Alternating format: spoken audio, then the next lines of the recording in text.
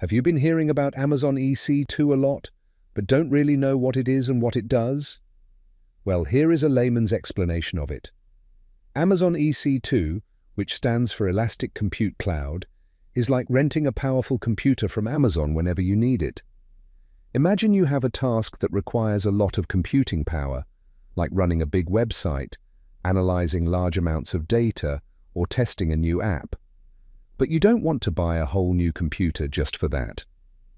EC2 lets you get a virtual computer in the cloud that you can use whenever you need it and only pay for what you use. With EC2, you can choose the size and power of your virtual computer, called an instance, turn it on when you need it, and turn it off when you're done.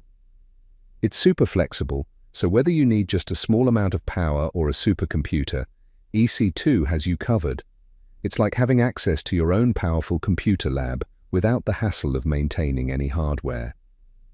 I hope you now understand the use of Amazon EC2.